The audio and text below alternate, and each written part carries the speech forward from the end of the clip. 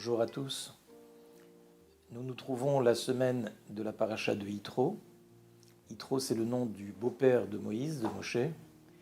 Et nous pouvons nous poser une question d'ores et déjà. On sait très bien que dans cette sidra, la Torah nous raconte précisément le récit du don de la Torah, les 10 commandements, les Aseret Adibrot, et donc quelque chose qui est essentiel pour la destinée du peuple juif. Et voilà que le nom de la paracha est simplement celui de Yitro, qui est un personnage particulier, comme on va tout de suite en parler.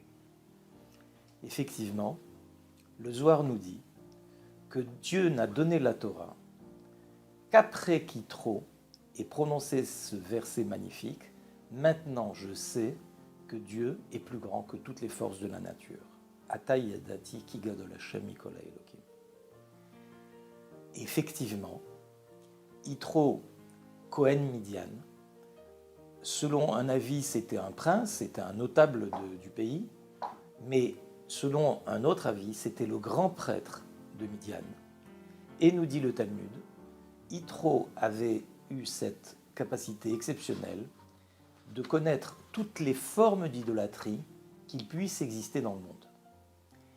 Et voilà que, nous dit le Zohar, c'est l'adhésion de Yitro, c'est la reconnaissance de Yitro qui a rendu possible le don de la Torah.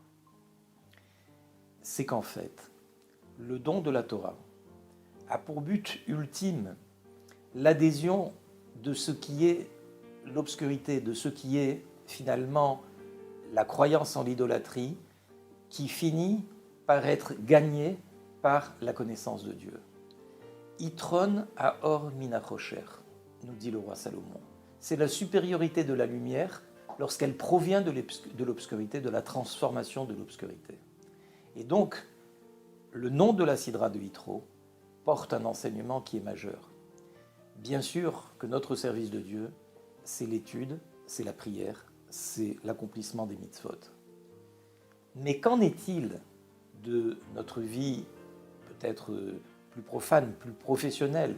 Qu'en est-il de notre service de Dieu lorsque simplement nous marchons dans la rue, lorsque nous travaillons, lorsque nous nous reposons, lorsque nous mangeons?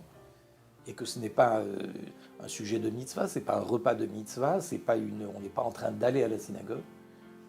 Eh bien, la réponse est que précisément, cette transformation de ce qui est profane en sainteté, cette capacité finalement de se donner dans le service de Dieu, dans tous les domaines, bien au-delà du sacré, même dans ce qui est profane, dans ce qui est quotidien, c'est précisément cela, le don de la Torah, qui a abouti à faire que Dieu est une demeure dans le monde matériel.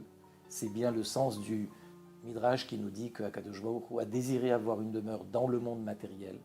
Et par conséquent, c'est notre service de Dieu, au-delà de l'accomplissement des mitzvot dans le sacré, faire en sorte que toutes nos actions, par toutes nos actions, nous le connaissions, nous nous attachions à lui. Et c'est bien le sens de Matan Torah. Alors, excellente réception de la Torah ce Shabbat à la synagogue. Et merci à tous.